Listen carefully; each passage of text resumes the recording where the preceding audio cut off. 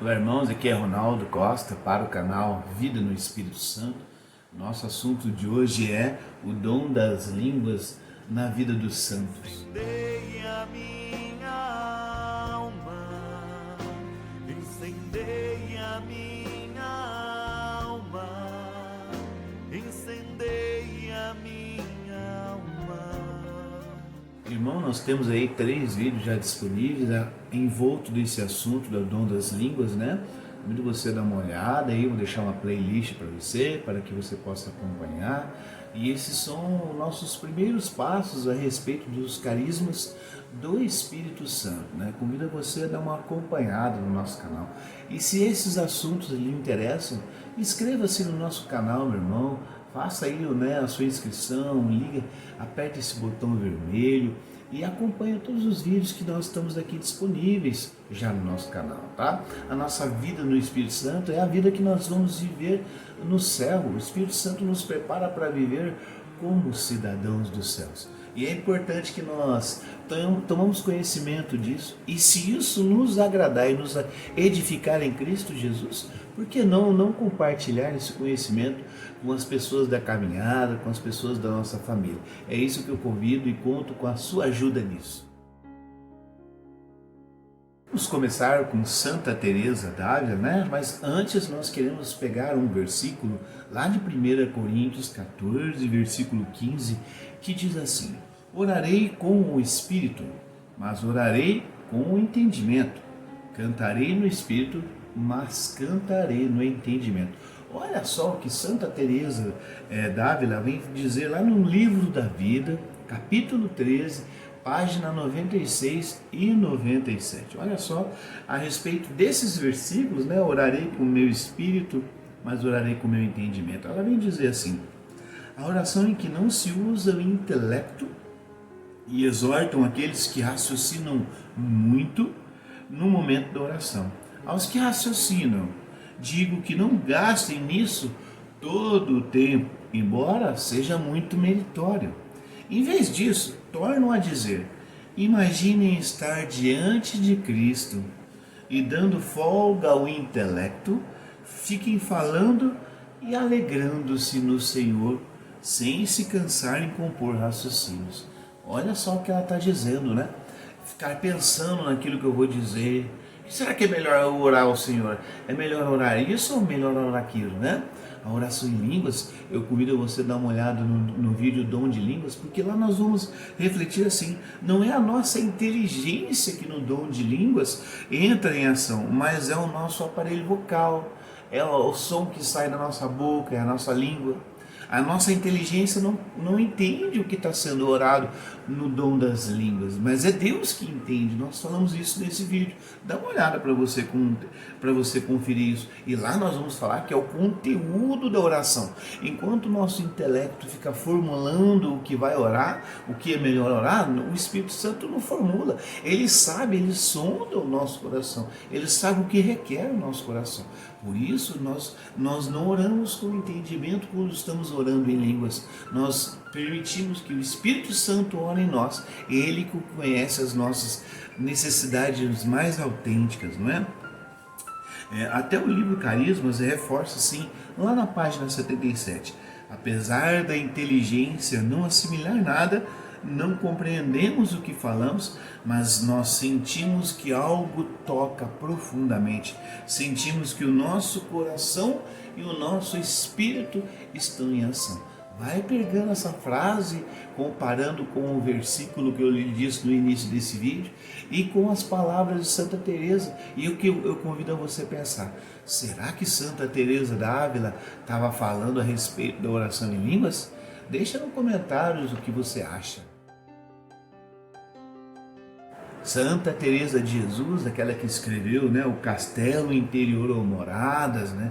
Para quem entra na espiritualidade carmelita, para quem conhece, sabe que esse livro é uma grande referência na vida espiritual. E lá no capítulo 10, capítulo 6, aliás, página 10, vai estar escrito desse jeito: por entre coisas penosas e trabalhosas, algumas vezes o nosso Senhor dá à nossa alma alguns júbilos e uma oração tão estranha que a alma mesma não sabe o que é.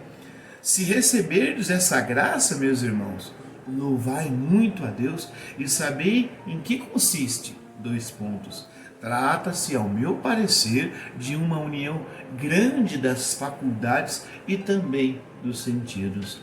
Deixa-lhes nosso Senhor plena liberdade para se regozijarem neste deleite, sem entender que a felicidade é esta, nem como a experimentam.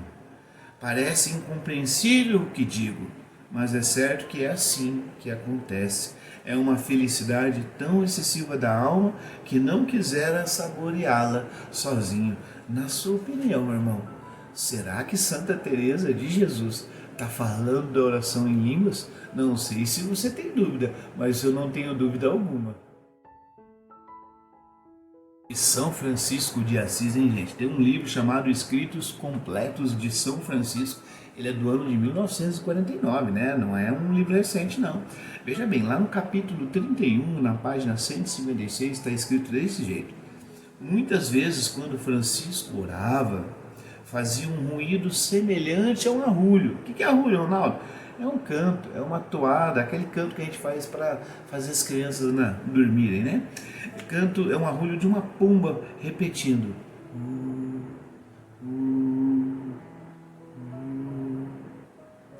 E ficava assim em contemplação, expressando a alegria do seu coração, com o rosto cheio de gozo e paz. Será que São Francisco estava orando em línguas? Vejo, irmãos, às vezes eu vejo alguns estudos sobre a pessoa do Espírito Santo e o pessoal vai falando que o Espírito Santo começou a mover de 100 anos, 120 anos para cá, com a vinda das igrejas pentecostais. Como você pode ver, Santa Teresa do Menino Jesus, Santa Teresa de Jesus, Santa Teresa d'Ávila, São Francisco é do ano de 1100, Santa Teresa d'Ávila de 1500. Não me parece que o Espírito Santo começou a orar nas pessoas de 100 anos para cá, com a vinda aí desses movimentos pentecostais e neopentecostais. O Espírito Santo nunca deixou de agir na igreja. Apenas a questão é que alguns santos se abriram a esses carismas do Espírito Santo, conforme a gente está vendo. E Santo Inácio, de Loyola, Padre Vitoriano Larrañaga, no seu livro Diário Espiritual, gente, lá na página 767 até a página 771, ele escreve assim: a oração de Santo Inácio é admirável, dado por Deus, dom concedido divinamente, que lhe chegava com lágrimas e produzia nele gosto e harmonia interior, parecendo às vezes músicas. E aí? Será que não parece o canto em línguas? Será que Santo Inácio experimentou o dom das línguas? Olha o que o próprio Santo Inácio de Loyola comenta. Cremos que nos encontramos diante de um carisma de caráter desconhecido. São palavras misteriosas que soam como música do céu. Impressiona este aspecto musical, são deleitosos de se ouvir, são harmonias que soam como uma orquestra, mas não são uma orquestra. Sem dúvida, é o objeto mesmo da graça. Próprio Santo Inácio de Loyola, que viveu por volta do ano 1500. Como você pode ver, o Espírito Santo não deixa de agir na sua igreja. A questão é que muitas pessoas que fazem parte da igreja não se abriram ainda a esses carismas do Espírito Santo. Esses carismas existem, como nós estamos vendo pelos vídeos anteriores e por esses testemunhos.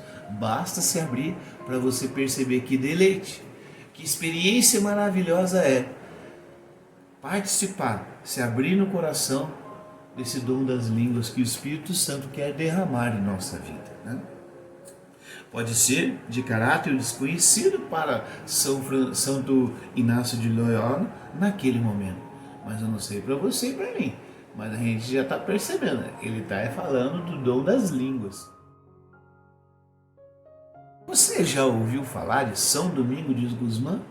Convido você a conhecer a história desse santo. É um santo maravilhoso. Simon Roosevelt No livro Orando Juntos, na página 10, está escrito assim: em certa ocasião, recordavam de havê-lo falar em línguas. Quando escutaram a rezar em voz alta e todos viram de que forma orava, ainda que curiosamente não se pudesse recordar de nada do que havia orado.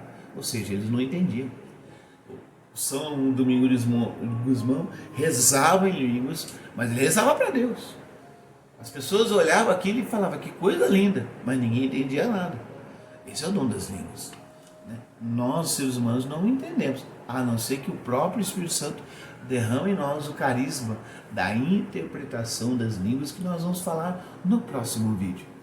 Mas caso contrário, você nada compreende. São palavras misteriosas. Nós já falamos nos vídeos anteriores, principalmente o dom das línguas, né, e o efeito do dom na língua na vida das pessoas. Quem fala em línguas não fala aos homens senão a Deus. Nós já falamos e lá explicamos certinho, convido você a dar uma olhada. Como vemos, irmãos, o dom das línguas, assim como os outros carismas que nós vamos ver em breve, não são manifestações exclusivas dos membros da renovação carismática, né? E nem os evangelhos, são antes manifestações do Espírito Santo a todos os batizados. Veja, irmão, para explicar de uma forma tão simples, é assim: o fogo não queima somente o ser humano. O fogo queima a casa, queima os animais, queima as árvores. Faz parte do fogo queimar. Faz parte do Espírito Santo, quando você se abre a Ele, trabalhar as virtudes do seu coração, os dons de santificação e os dons espirituais de serviço, que são os carismas. Quem se abre ao Espírito Santo é se abrir a essas realidades espirituais. Não há como você, não, eu me abro ao Espírito Santo, mas o Espírito Santo não vai agir nos carismas em mim. Então você não está deixando o Espírito Santo agir no seu coração, para que ele age. Faz parte dele essa vida sobrenatural que se manifesta nos dons espirituais. Desde Pentecostes, o Espírito Santo nunca deixou de se manifestar. Basta percorrer e ler e estudar a história dos santos, que você vai perceber como que o Espírito Santo incessantemente manifesta os seus carismas àqueles corações que se abrem. Vamos terminar aqui, meu irmão, com uma oração. Espírito Santo, renova em mim.